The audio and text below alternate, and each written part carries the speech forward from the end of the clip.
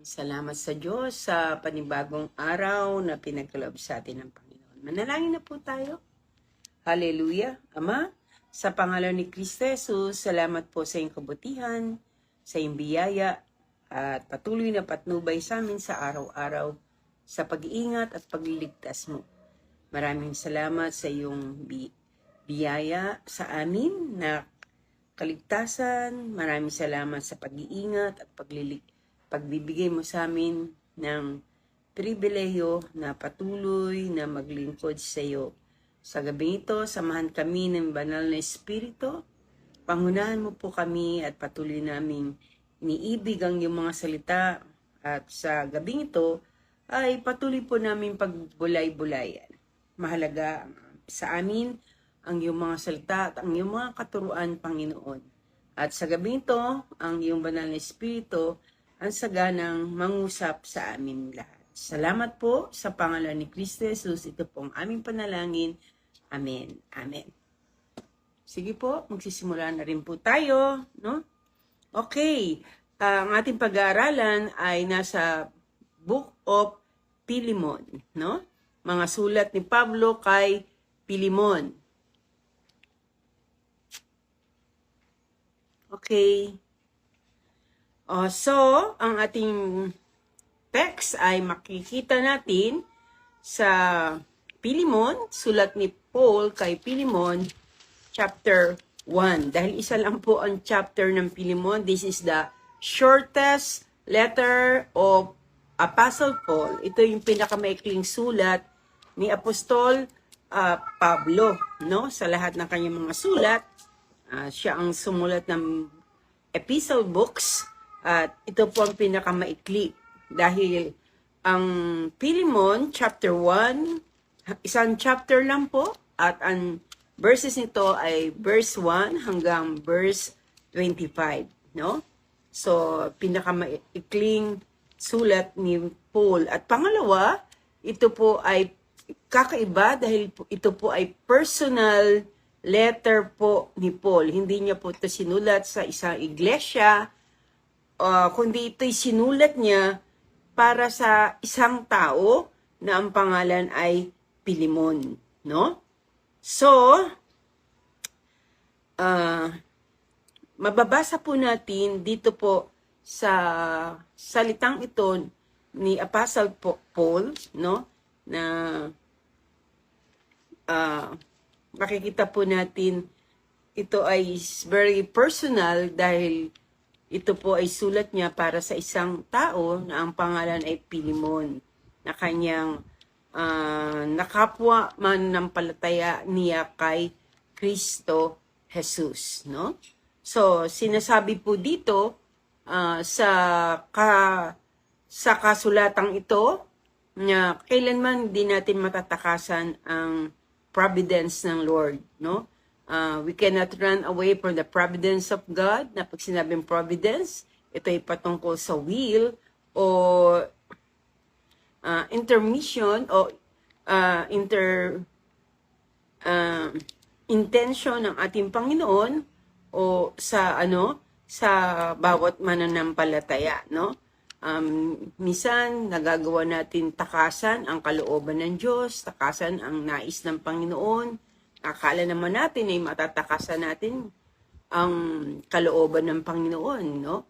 Gaya ni Adan na magkasala siya, no? Gusto niyang mamuhay na ayon sa kanyang sariling kalooban. Kaya ang ginawa niya ay nagtahi siya ng kanyang sariling damit, no? Nang makita niya na siya ay hubot-hubad, no? So, si Jonas ay ganun din, na kanyang takasan ang Panginoon nang siya pinapapunta sa Ninive. Datapwat nasumpungan siya ng Diyos na nakasakay sa bangka o barko na patpuntang Tarsis. Ganyan din si Moises na gusto niyang taguan ang ating Panginoon sa pagtawag ng Diyos sa kanya as a leader ng mga Israelita. Datapwat hindi niya nakapangyari nang magpakita ang Diyos sa kanya sa pamagitan ng burning bush, no? So, maging si David, siya rin ang nagsabi sa Psalm 139 na saan ako paroroon, Panginoon? Kahit saan ako dumuon, naroroon ka. No? He is omniscient God, omnipresent God. He is present everywhere. Hindi tayo makakapagtago sa harapan ng ating Panginoon. So, this story was all about na ang isang tao na trying to run away from God, no? So, alam natin noong unang panahon, sa panahong iyon, ay may mga tinatawag na may mga dalawang klase ng tao, the servant and the yung master niya, no? Merong noong unang panahon, may mga tao na mayayaman, na dahil sa kayamanan nila, kaya nilang bilhin ang isang tao. Ang mga tao noon ay pinagbibili o binibenta, no? Pag sila ay walang pera, walang makakain, pumapayag sila na bilhin sila ng mayamang tao para makasurvive sila sa buhay, no? So, kung titinan po natin,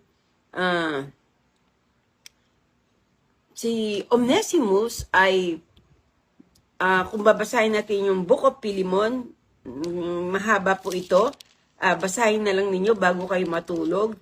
Chapter 1, isang chapter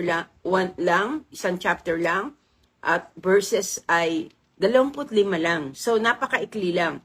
No? So, makikita po natin dito na si Philemon ay merong isang servant o tagapaglingkod o alipin o alila na ang pangalan ay Onesimus, no? Pero itong Onesimus na ito ay biglang nawala sa kanila, na siya ay nagtago, no? At hindi siya nakita agad nitong si Philemon kung saan naparoon ang kanyang alilang si Onesimo, no? At noong panahong yun, ang mga alila na ang tawag doon ay fugitive, na ibig sabihin ng fugitive ay yung tumakas na alila, no? Na hindi alam, hindi nagpaalam, hindi alam kung saan pumaroon. Pero noong unang panahon, sa panahon po ng mga nila Apostle Paul, pagka ikaw ay fugitive o ikaw ay tumakas na alipin, at pag nahuli ka, tatanggap ka ng iron mark, no? Para bang sineselyuhan ang iyong noo, na isang letter, no? Na letter F siguro, ganon, na ang ibig sabihin ay fugitive o tumakas na alipin, no? At noong unang panahon sa Roma, sa Roman Empire, siya po ay isa sa 60 million slaves, no? Meron po doon sa Roman Empire na 6 milyon na alipin. So, napakadami mga alipin at karamihan doon ay mga mahihirap na tao. No? So, napakadami. Ang makakabili lang sa mga alipin yaon ay yung mga wealthy man, yung mga mayayaman tao na kaya nilang bumili ng slave. Kung ilan ang gusto nilang slave o alipin, pwede nilang bilhin kung sila ay maraming ginto, maraming kayamanan, no? At sa panahon ni Apostle Paul, ni Apostol Pablo, ang slave po ay hindi daw po ito person. A slave is not a person, but he was a living tool. Na para silang kasangkapan lang. Kasangkapan lang, parang silang gamit, no? Na ibig sabihin, parang hindi sila persona o hindi sila tao, kundi inahantulad sila sa kasangkapan na nabili ng kanilang amo, ng kanilang master. So, dahil sila binili ng kanilang amo o kanilang master, absolutely, ang mga master nila ay may kapangyarihan na they have power over their slaves. Meron silang kapangyarihan laban sa kanilang mga alila o alipin, no? Meaning, pag ikaw ay nasa ilalim ng kanilang kapangyarihan, dahil hindi ka nga tinatrato nilang person o tao, tinatrato kang gaya ng isang kasangkapan, no? At pag nasa ilalim ka ng kapangyarihan ng master, lalo na masama ang master, no? Hindi nakakakilala sa Panginoon, may kapangyarihan ng master na gawin sa iyo kung anong gusto niya. Kahit na gawin sa iyo na paluin ka, na ikaw'y tadyakan, na ikaw'y sipain, na ikaw ay hindi pa kainin, pwede dahil tool ka lang. Na ikaw ay parang hindi ka tao kundi parang kasangkapan ka lang, no? So hindi siya pwedeng gumanti o manakit sa iyo o hindi siya pwedeng gumawa ng masama sa iyo kahit ano gawin mo sa kanya dahil binili mo siya sa malaking halaga, no? So kaya nilang gawin kung gusto lang ilatigo, kung gusto nilang patayin o i-crucify o execute yung kanilang slave, pwede nilang gawin to. Hindi sila pwedeng maghabla sa judge o maghabla sa matataas na tao dahil sa gobyerno nila dahil parang yun ay bahagi ng dahil parang hindi sila trinatong tao kundi gamit lang, no? Na pwedeng gawin nila kung anong gusto nila doon sa kanilang mga alila o alipin, no? So, yung kanyang employer o yung kanyang boss o yung kanyang amo ay si Pilimon, no? So, kaya nga ito ay sulat ni Pablo kay Pilimon. So, si Pilimon, ang kanyang amo ni Onesimus. So, ang nangyari, si Onesimus ay tumakas, no? Kung babasahin po natin ang buong chapter, makikita po natin na parang ganun po yung nangyari na tinakasan itong si Onesimus, itong si Pilimon, no? So, ito ay bahagi ng sulat ni Pablo sa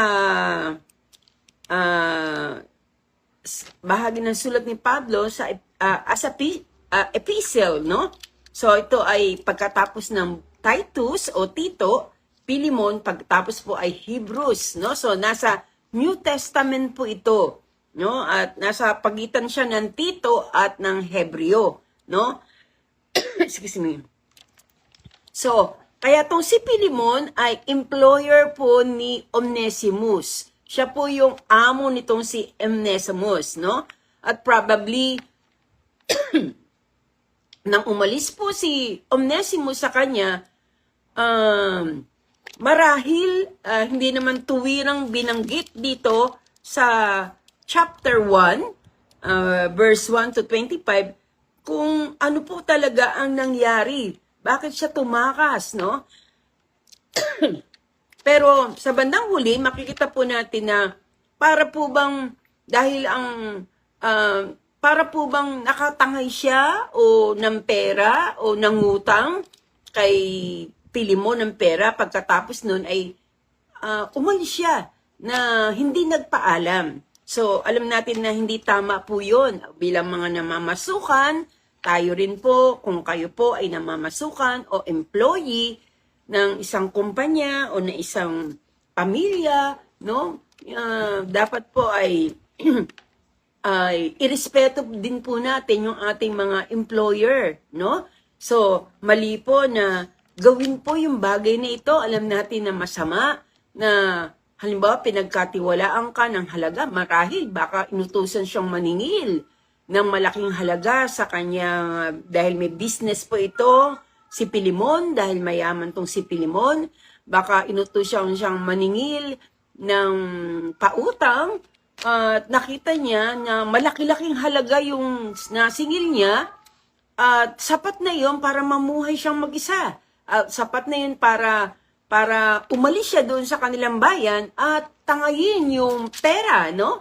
So marahil ay ganon o kaya naman ay baka nangutang siya kay Pilimon ng malaking halaga na dapat ay babawasin sa kanyang sweldo, buwan-buwan, pero tumakas siya at itinakbo na niya yung perang nakuha po niya. Marahil ay ganon, no? So, pero hindi naman tuwiran na nabanggit po sa verse, sa mga verse na ito. Pero malinaw na pag sinasabi sa verse 18 kung ano yung nangyari at ginawa nitong si Pilimon. No? So, ano nangyari? At hindi na siya nagpakita pa kay Pilimon. No? At pumunta po siya, tumakas po siya, nakatakas siya, pumunta po siya sa Roma. Marahil akala niya, walang makakakilala sa kanya doon. Marahil alam niya sa sarili niya na siya ay mamumuhay ng malaya, no? Hindi na siya alipin. Dahil mayroon na siyang pera, siguro ay akala niya na mamumuhay na talaga siyang payapat, no? At walang nakakilala doon, sa kanya doon. At ang iniisip niya na makapagtatago siya sa kanyang amo, makapagtatago siya sa harapan ng Diyos. Pero alam natin na ang pera ay may hangganan. Ang pera ay pwedeng maubos, no? At siguro naubos ang kanyang pera, nawala na siguro siya ng ikabubuhay, kaya ang nangyari, parang dumating ang pagkakataon, si Paul ay nakulong sa Roma, at doon sila nagkita ni Apostol Pablo, no? At alam naman natin si Apostol Pablo ay isang lalaki na may compassion sa mga lost, sa mga makasalanan. Hindi niya marahil tinigilan ng pag-share, pagbabahagi ng salita ng Diyos, si Pilimon, si Onesimus, no? Si Onesimus. At nangyari, naging magkaibigan sila, at si Onesimus ang tumulong sa kanya nang si Pablo ay nasa bilangguan, no? Marahil siya ang nagdadala ng mga pagkain o tumutulong sa kanya paano makakain ng sapat, magkaroon ng mga biyaya itong si Pablo, no? So hindi nagtagal, no? Dahil sinishare ni Pablo si Onesimus ng gospel, si Onesimus ay nakakilala sa ating Panginoon. Na-convert siya sa pagiging Kristiyano, no? At dumating ang time na may pinadala ang mga mananampalataya na isang lalaki na nagangalang Epapras, no? Si Epapras ay pinadala ng mga Kristiyano para matulungan, ibigay ang tulong kay Paul, kay Pablo, doon sa bilangguan. So, nagkaroon siya ng visitation para kay Pablo at nakita niya tong si Onesimus, no? At nakita niya na mukhang pamilyar ang mukha nitong si Onesimus. So, nakilala niya si Onesimus. At marahil ito yung dahilan kung bakit nag-open tong si Onesimus kay Pablo. Na sinabi na niya kung sino talaga siya. No? Sinabi niya na kung sino siya, binuksan niya kay Paul ang tunay na buhay niya, na siya ay isang slave na tumakas, no? At hindi siya makabalik-balik sa kanyang pinanggalingan, no? Kaya binuksan niya kay Paul ang tunay na buhay niya. So, as a Roman citizen, si Paul, alam niya na hindi o bawal sa mga Roman na ang tawag doon, yung magtago o ng isang fugitive, ng isang tumakas na slave, no? So, ito ay crime sa kanila, ito ay kasalanan, ito ay krimen para sa kanila. So, para bang kung ikaw ay nasa ibang bansa, parang TNT ka, tago ka ng tago, ganun ang nangyari kay Onesimus, no? pero may nakakilala sa kanya. So, ibig sabihin, kesa naman na isumbong pa ni Epapras kung sino talaga si Onesimus, siya na lang ang nagsabi kay Paul kung sino talaga siya. So, ano ang nangyari sa time na ito nang malaman ni Apostol Pablo ang buong katotohanan, nagsulat siya ng isang sulat para kay Pilimon. Dahil kilala niya itong si Pilimon na dating employer nitong si Onesimus, no? Sabi nga, ito na yung kanyang sulat na sa verse 1, sinabi niya mula kay Pablo, isang bilanggo, dahil kay Kristo Jesus, at mula kay Timoteo na aking kapatid. So, dahil personal letter to, hindi niya sinabi na ako na si Pablo, na apostol ng Panginoong Jesucristo. Madalas ganun ang pagbati po ni Paul. Dahil personal letter to, hindi niya ginamit yung siya ay apostol ng Panginoon, kundi sinabi niya na siya isang bilanggo, no? Dahil kay Kristo na bilanggo siya. At sinulatan niya si Pilimon. Sabi dito sa verse 1, para kay Pilimon, ang minamahal naming kamanggagawa at para sa iglesia ng titipon sa iyong bahay. So, dito natin makita na mayaman to si Pilimon. Dahil mayaman siya, at mayaman siya dahil yung kanyang bahay ay malaki, marahil at nagagamit para maging dakong sambahan ng mga iglesia na sa panahon ngayon na doon nagkakatipon sa bahay niya. At sabi kay Apia na aming kapatid na babae. At si Apia ay marahil ay asawa nitong si Pilimon. At kay Arkipo na kapwa naming kawal sa Panginoon na kanyang anak nga sa Arkipo. Sabi, sumayin niyo nawa ang kagandahang loob at kapayapaan mula sa Diyos na ating Ama at Panginoong Jesucristo. Verse 4, lagi ako nagpapasalamat sa aking Diyos tuwing isinasama kita sa aking panalangin. So, makikita po natin dito na close pala tong si Paul kay Pilimon, no? Na sabi, lagi siyang kasama sa kanyang panalangin. Oh, praise God. So, kaya ibig sabihin, kilalang-kilala ni Paul tong si Pilimon. Sabi, verse 5, sapagkat nababalitaan ko ang pag-ibig na pinakita mo sa lahat ng hinirang ng Diyos. So, makita natin na talagang may magandang patotoo pala itong si Pilimon. Hindi siya marahil masamang employer dahil sabi dito, nabalitaan niyo po ang pag-ibig na pinapakita niya sa mga kapwa mananampalataya. At gayon din ang yung pananampalataya sa Panginoong Jesus. Hindi na sa binobola ni Paul itong si Pilimon, pero ito ang pagkakilala niya talaga kay Pilimon. Sabi sa verse 6, dinadalangin ko ang pagkakabuklad natin sa isang pananampalataya ay magbunga na mas malalim na pagkaunawa sa makabutihang dulot ng ating pakikipag-isa kay Kristo. Verse 7, kapatid, ang pagmamahal mo ay nagdulot sa akin ng malaking katuwaan at kaaliwan, sapagkat dahil sa iyo ay sumigla ang kalooban ng mga hinirang ng Diyos. So, maybe si Pilimon ay isang generous na tao, mapagbigay, no? Maging si Paul ay pinadadalhan niya ng mga kaloob at hindi lang si Paul, kundi yung mga minamahal na kapatid kay Kristo. So, may mabuti siyang patotoo, no? Verse 8, kaya nga bagaman bilang kapatid mo kay Kristo ay malakas ang loob kong iutos sana sa iyo ang nararapat gawin. Dito, nagbubukas na siya ng puso, no? Sabi niya, bilang ako ang kapatid mo kay Kristo, ay malakas ang loob ko na sabihin sa iyo ang dapat at iutos sa iyo ang dapat nararapat gawin.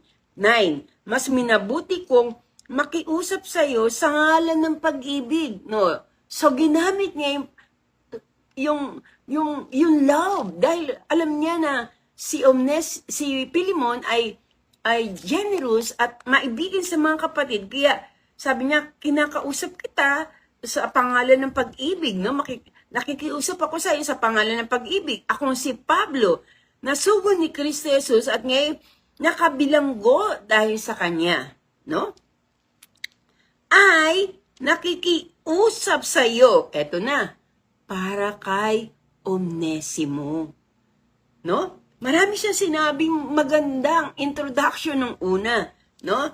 Na pinakilala niya kung sino tong si Pilimon, na siya'y mabuting tao, mabait, generous, mapagbigay, no?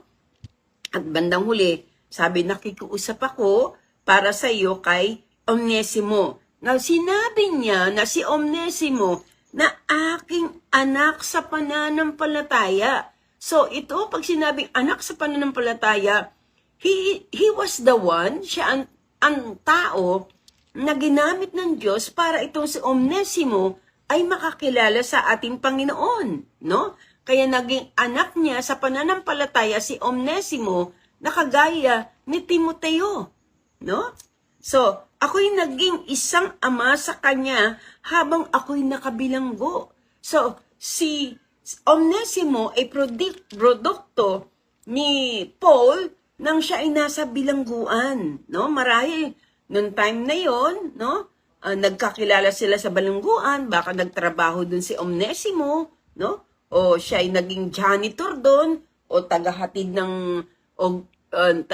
ng pagkain, o anuman. Verse 11, dati hindi mo napakinabangan si Onesimo, ngunit ngayon kapaki-pakinabang siya sa ating dalawa. Kung nung unang panahon, hindi mo siya napakinabangan, pero ngayon, kapaki-pakinabang siya sa ating dalawa.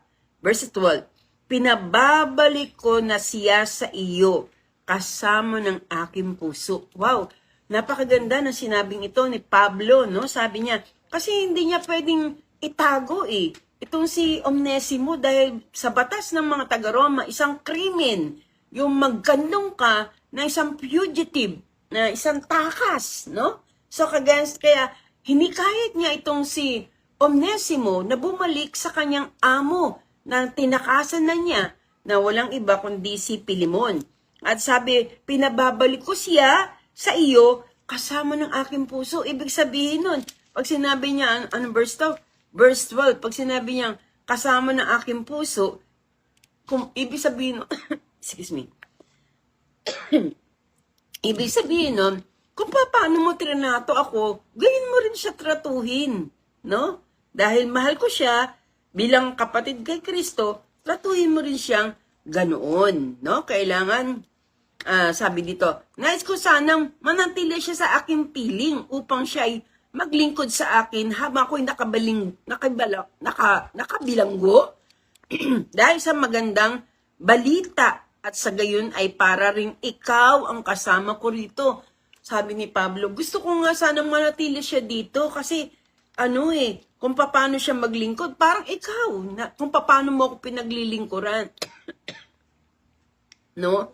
Sabi ni Pablo, gusto ko sana siyang manatili dito para mapaglingkuran pa niya ako, no? Sabi po, no? Ibig sabihin ni Pablo, kailangan ko pa rito si Onesimo. Napakahusay niyang tagapag-alaga. Ngunit, sabi sa verse 14, ngunit ayokong gawin iyon nang wala kang pahintulot. So, very respectful si Paul, no? Hindi ko gagawin yun na wala kang pahintulot.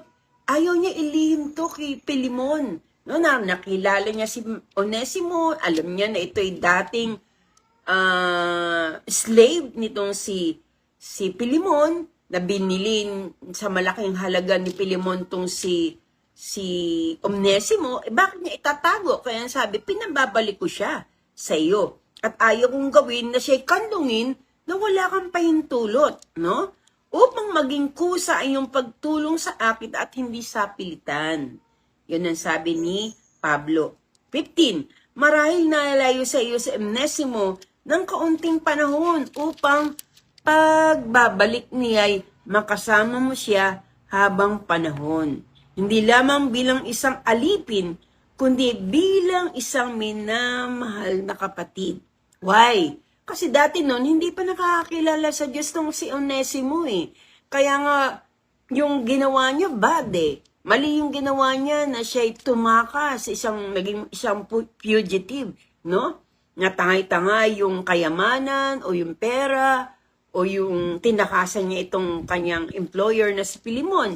Dati, hindi siya mananampalataya. Pero ngayon, babalik siya sa'yo na bilang isang minamahal na kapatid. Kapatid mo na siya.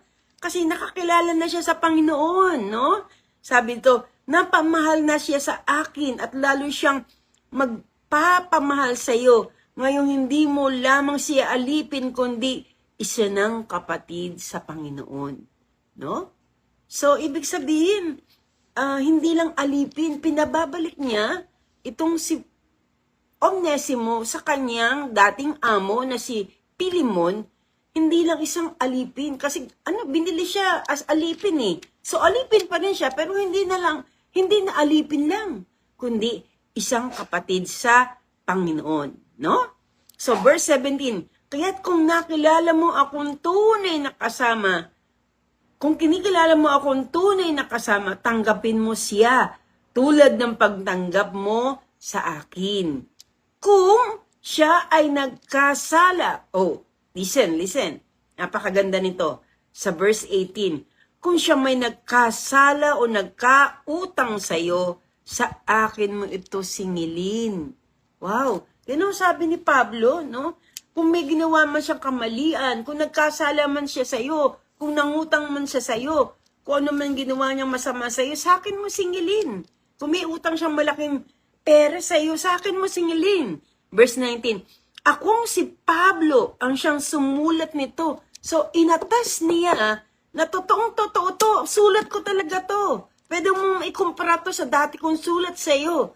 Na pirma ko to. Na ito ang handwriting ko. No? Kaya ang sabi niya, akong si Pablo ang siyang sumulat nito. Ako ang magbabayad sa'yo. Hindi ko na dapat banggitin pas na utang mo sa akin ng iyong sarili.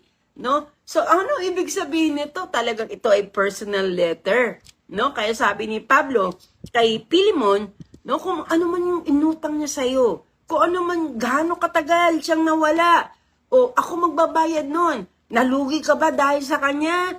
Ilang taon siyang hindi mo nakita, hindi mo nautusan, no? Kung ano man ang kulang niya, kung ano man nakuha niya sa'yo, nautang niya sa'yo, ako magbabayad nun. Sabi ni Pablo. Wow, no? Pero, sa verse 19, sinabi niya, hindi ko nababangkitin pas na utang mo sa akin ng iyong sarili. So, ano ibig sabihin ni Pablo nito? Na hindi ko na babangkitin pa na may utang ka rin sa akin. No? Ano ibig sabihin mo? Noon, ibig sabihin lang ni Pablo, huwag mong kalimutan, Pilimon, na dapat sana pupunta ka sa impyerno eh. No? Pero, dahil na-sharean kita ng salita ng Diyos, ng gospel, nakilala mo ang Panginoon. So, utang niya yun kay Pablo. No? Sinabi rin ni Pablo yun. No? So, para makita niya na siguro yun na isang paraan niya para magawang mapatawad ni Pilimon itong si Onesimo. So, verse 20, pinapakiusap ko lamang sa iyo alang-alang sa Panginoon, ipagkaloob mo sa akin ito. Ini-insist niya na bigyan mo naman ako ng ibig sabihin, yung pakiusap kong ito ay sana ay ipagkaloob mo sa akin. Gustong-gusto ni Paul na makabalik sa kanya si Onesimo. Natanggapin niya kasi wala nang pupuntahan siguro. Marahil itong si Onesimo. No? Nandun na lang siya sa bilangguan, taga-walis, taga-janitor. Pero sabi, papuntahin mo ako dito. No? Papuntahin ko siya dyan sa'yo, pababalikin ko. At ang sabi dito, pasayahin mo ako bilang kapatid kay Kristo. Ibig sabihin, malaking kagalakan sa kanya kung yung pinamamanyik niyang pabor ay gawin itong si Pilimon, no? I-repress me, encourage me, no? Palakasin mo ako sa pamagitan ng pagtanggap mong muli sa kanya. 21, lubos ako naniniwala na gagawin mo ang hinihiling ko sa sulat na ito at maaring higit pa rito. Ipaghanda mo rin ako ng matutuluyan sapagkat umaasa akong loloobin ng Diyos na ako'y makabalik diyan gaya na yung idinadalangin, no? So, alam niya na pinagpe-pray niya siya nitong si Onesimus, no? So, natapos ang sulat ni Pablo sa isang pangwakas na pagbati. Na sabi sa 23, kinakamusta ka ni Epapras na kasama kong nakabilanggo dahil kay Kristo. Ito si Epapras, no? Sabi, nananabilanggo din dahil kay Kristo. Kinakamusta ka rin ni Marcos, Aristarco, Demas at Lucas na mga kasama ko sa gawain. 25, last verse. Naway sumainyo ang kagandahang loob ng ating Panginoong Jesus, na ating Panginoong Hesu Kristo. No? So, yan po yung pagtatapos ng sulat ni Pablo kay Pilimon. So, kung kayo po si Pilimon, ano po ba ang gagawin nyo? No, kung kayo si Pilimon, papaboran mo po ba yung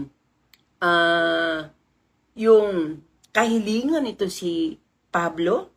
Tatanggapin mo ba si Onesimus na nag-run away, tumakas sa'yo, na iyong slave na may pagkakautang ng malaki sa'yo at tinakasan ka? Pero ngayon, nakikusap sunong si Pablo, natanggapin siya dahil nagbago na si Onesimo, no? So, ano gagawin mo? Tatanggapin mo ba siya? O lalagyan mo siya, pag nakita mo siya ay kagaya nga ng kultura ng Roman Empire na yung mga fugitive, yung mga slave na tumakas, at pag nakita nila, nasumpungan nila, pinatatakan nila sa noo ng F, na ibig sabihin fugitive, ibig sabihin tumakas na servant, no? So, ganun ba ang gagawin mo? No? Pero praise the Lord, walang pong nasabi ang Biblia pagkatapos nito patungkol kung ano po ang nangyari, no? But 50 years later, pagtapos po ng 50 taon, no? During the great persecution of Christians, ang mga Kristiyano ay lubos na pinag-usig, tapos ng 50 taon ng sulat na ito, isang Kristiyanong martir na ang pangalan ay ano pangalan nun? Ignatius, no? Si Ignatius, na ano pong ginawa niya, no? Ignatius po, nagsulat po siya ng letter sa church sa Asia Minor, no? Sabi, siya ay tumigil sa Smyrna at nagsulat sa church para sa iglesia sa Epeso, no? So, in chapter 1, he says, sinasabi po dito na sa chapter 1 about his wonderful journey, yung kanyang napakagandang paglalakbay, no? Dahil sa pag-share ng gospel. Tapos, meron siyang binanggit doon na isang bishop. Ang pangalan ng bishop na kanyang binanggit ay Onesimus. Praise God, no? So, kung makikita po natin, a fugitive, isang tumakas na alipin, no? Gumawa ng hindi maganda sa kanyang amo, tinakasan niya, nagtangay ng salapi, no? At tumakas, hindi na bumalik, at tinangkang magtago, no? At hindi magpakita sa kanyang amo ng matagal na panahon, na akala niya, matatakasan niya ang Panginoon, no? Pero sa bandang huli, itong Onesimus na ito, marahil, kung bibigyan natin ng conclusion, tinanggap siya ni Pilimon, inalagaan siya, no? Hanggang siya mag-grow as a Christian, at hindi lang yon kundi naging pastor po siya, naging bishop po siya, naging lingkod siya ng ating Panginoon, no? So praise God, napakaganda, no? Parang tayo rin po, tayong lahat ay kagaya ng tupa na nangaligaw, na tayo rin naman ay tumatakas doon sa will ng Lord, sa kalooban ng Diyos, na ayaw nating sumunod sa kanyang kalooban. sa kanyang gustong mangyari sa ating buhay. Ganyan din tayo, tinatakasan natin ang plano ng Diyos, ang kalooban ng Diyos, ang intention ng Diyos, ang plano ng Diyos sa buhay natin, no? At sinusunod natin yung sarili nating plano, no? Pero salamat sa Panginoon, hindi napagod ng Diyos na hanapin tayo. Ang sabi sa Book of Isaiah, tayo'y gaya ng tupa na nangaligaw, na tayo ay gaya ng mga tupa na naligaw at nagpapakaligaw, no? Pero salamat sa Diyos, inabot pa rin tayo ng ating Panginoon. Gagaya ni Onesimus, ang Diyos ang gumawa ng paraan para makilala niya si Paul at sa pamagitan ni Apostol Pablo ay tumanggap siya ng salita ng Diyos, na convert siya sa Christianity, na bagong buhay niya at nagpasimula siyang sa pamagitan din ni Pilimon na kumupkop sa kanya ay nagamit siya ng ating Panginoon doon sa ninanais ng Diyos na ipagamit niya ang kanyang sarili bilang isang bishop, isang pastor, no? Isang lingkod ng ating Panginoon. Mga kapatid, no? Kaya napakahalaga na anuman ang ginagawa natin pagtakas sa Diyos, andiyan ang Panginoon na hinahabol niya tayo, no? At gusto ng Panginoon na tayo magpakupkup sa Kanya. Dahil gusto ng Diyos na maganda at mabuti ang mangyari sa ating mga buhay. Dahil kung hindi Diyos ang kukupkup sa atin, si Satanas ang kukupkup sa atin. Kung hindi re-reject natin ang Kanyang mga salita, ang Kanyang will, ang Kanyang plano, ang Kanyang kalooban sa ating mga buhay. Maraming salamat sa biyaya ng Diyos. Maraming salamat sa sakdulang biyaya ng Panginoon na hanggang sa mga araw na ito ay inaabot niya tayo, no? Upang patuloy na siya'y maghari sa ating mga buhay at yung plano niya ang makapangyari sa ating mga buhay, no? Napakainam na sumunod sa Diyos, maglingkod sa Diyos, at napakainam na manatili sa ating Panginoon, no? Salamat sa Diyos kasi si Onesimus naging maayos at magandang kanyang buhay nang makilala niya ang ating Panginoong Jesucristo. Naging malaya na siya. Hindi natin alam kung nandun pa rin siya, servant pa rin siya sa bahay ni Pilimon, nang naging bishop na siya, pero ang tanging nalalaman natin, malaya na siya sa kasalanan, malaya na siya sa mga bagay na kung saan ire-reject niya ang plano ng Diyos dahil nagpasimula niyang ibigay at ialay ang kanyang buhay sa ating Panginoon. Hindi nagiging maganda ang buhay ni isang tao pag malayo siya sa Diyos. Hindi nagiging maayos ang buhay isang tao pag nagpapatuloy siya sa kasalanan at kasamaan. Bilang mga anak ng Diyos na tayo pinatawad ng ating Panginoon, tayo rin naman patuloy na magbalik, no?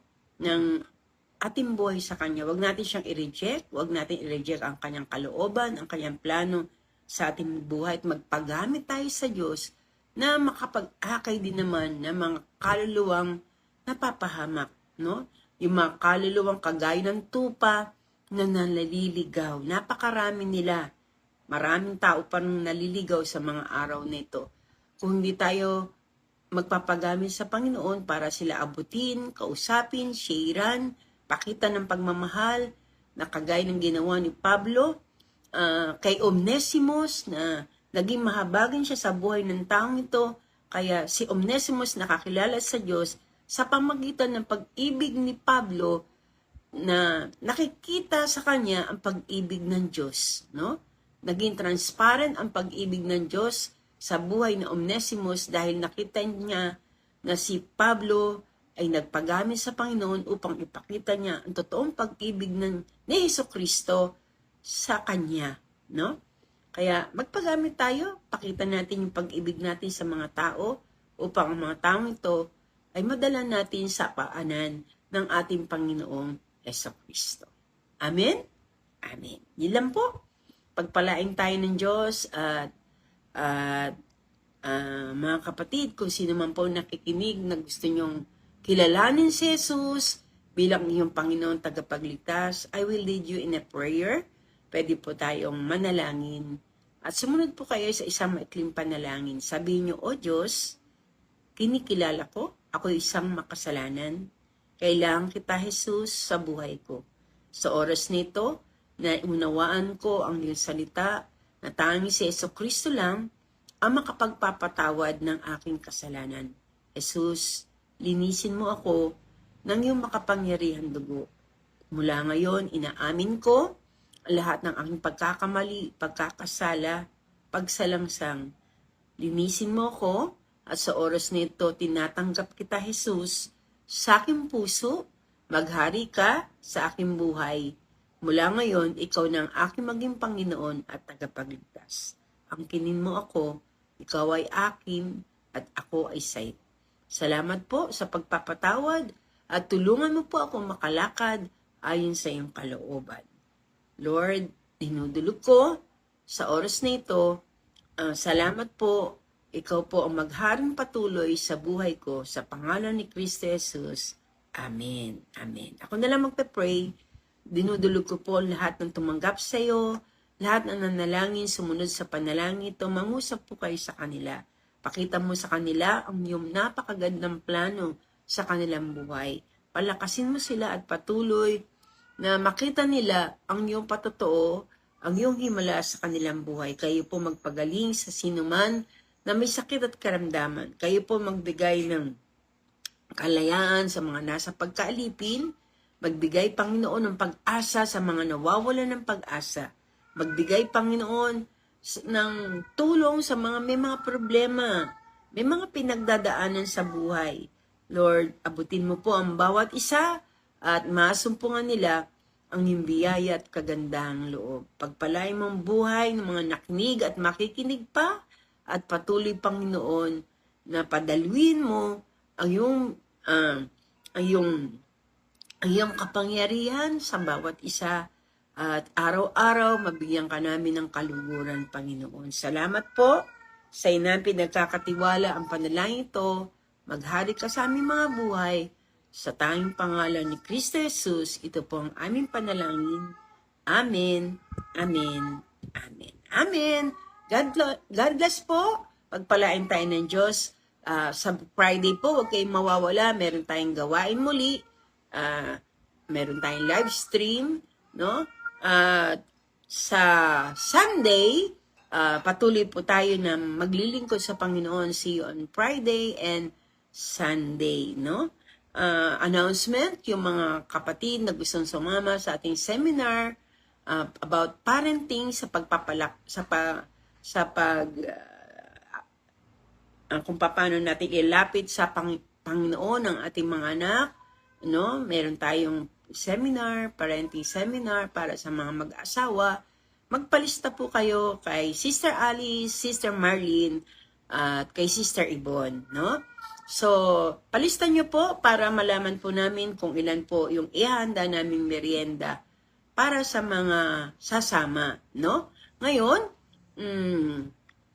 siguro po ay sa Sunday, pag nagpalista po kayo, pakisabi nyo lang po sa mga leader na pagpapalista nyo kung ano po yung gusto nyo after the service o babalik po tayo sa hapon.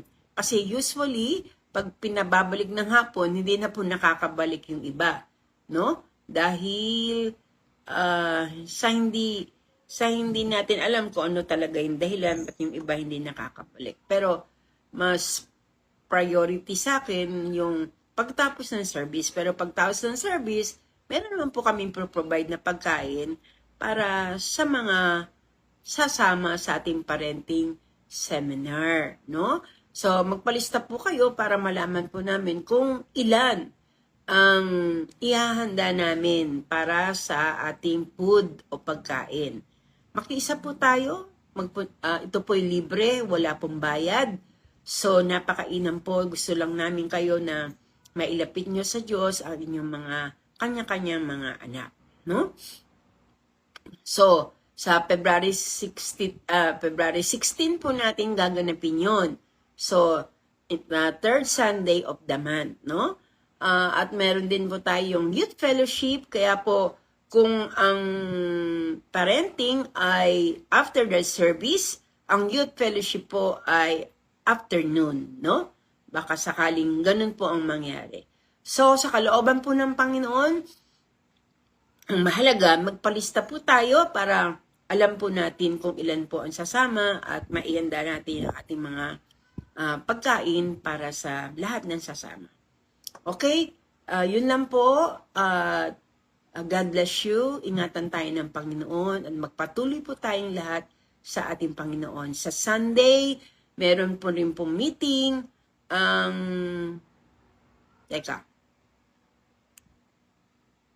Kasi Sunday nga po. Sa Sunday, meron pong meeting ang mga leaders, lahat po ng workers, no? Music team, Bible teachers, no? After ng service, sa Sunday, meron po tayong meeting. So, magpo-provide din po tayo ng konting merienda para sa ating, kung tumagal man po ng konti, ay hindi po tayo magugutom. So, yun po ang meeting ng mga leaders sa Sunday para hindi na po tayo bumalik ng hapon. Makiisa po tayo dito at tinitiyak ko po mga kapatid na ang Diyos po ay patuloy na gumagawa ng dakilang bagay sa ating mga buhay at ang mga biyaya ng Diyos at pagpapala ay patuloy na ibubuhos niya sa bawat isa po sa atin. Pagpalain tayo ng Diyos at ingatan ng ating Panginoon, no? So, manalangin po tayo, pag-pray po natin. Maraming salamat, Panginoon, sa iyong kabutihan, sa iyong kagandahan loob. Maraming salamat dahil isa na namang Bible character ang pag-aralan namin sa gabi ito sa pamagitan po ng ni Pilimon, Panginoon. Maraming salamat sa buhay niya. Maraming salamat dahil nag-iwan siya ng isang mabuting halimbawa sa bawat isa sa amin to become generous, maging lovable, at patuloy na maging understanding sa aming mga kapatid kay Kristo. Salamat po sa buhay niya at patuloy na kayo po ang nagpapala sa kanya dahil siya po ay patuloy na sumusunod sa iyo sa iyong kalooban. Gayun din si Onesimus, maraming salamat dahil binigyan mo siya ng bagong buhay, no? Maraming salamat dahil nagpatuloy siya sa iyo, anumang bagay na nagawa niya hindi mabuti nung una, ay nakita niya kung paano ka mahabagin Diyos at punong-puno ng awa at pagpapatawad. Salamat po, ito po ay nagpapakita ng aming buhay nung kami ay wala pa sa iyo at nakakilala sa iyo, binigyan mo kami ng maayos na buhay at patuloy na pinagpalang buhay. Lord, patuloy na tumawag ka pa ng mga tao na makakilala sa iyo, gamitin mo ang bawat isa sa amin upang makapaglapit ng mga kaluluwa sa iyo sa mga huling araw nito. Pagpalain mo lahat ng mga nakinig, pagpalain mo lahat ng mga bago na tumanggap, pagpalain mo, Panginoon, ang mga buhay ng bawat isa, Panginoon. Dalangin ko po na patuloy gamitin mo ang channel na ito para marami pang mga tao makakilala sa iyo, Panginoon. Salamat po sa buhay ng bawat isa at pagpalain mo ang Jesus the True Light Church, ang mga ginagamit mo sa iglesia, pagpalain mo kami lahat. Lahat ng may sakit karamdaman, kayo po magbigay ng kagalingan, lahat ng may mga pinagdadaanan sa buhay, alam namin na kinakailangan namin pagdaanan mga pagsubok na ito upang maging matatag pa kami at lalong higit na malaman namin ang plano mo sa aming mga buhay at upang kami patuloy, Panginoon, na matrain sa mga pagsubok nito upang lalo lumakas ang aming pananampalataya. Tulungan mo po ang mga kapatid na may mga problemang pinansyal, abutin mo sila, pagpalain mo ang aming negosyo, mga negosyo, pinagkakakitaan, pagpalain mo ang lahat ng pangangailangan namin sa buhay. Kayo po ang sayo namin pinagkakatiwala ang lahat na ito. Lord, maraming salamat, basbasan mo at pagpalain ng bawat nakinig at makikinig pa, at patuloy na sumayo ang kapurihan, kaluwatian, karangalan sa tayong pangalan ni Kristo Jesus. Amen. Amen. Amen po. God bless po. Pagpalain tayo ng Panginoon at ingatan tayong lahat. See you on Friday and Sunday. We love you with the love of the Lord. God bless.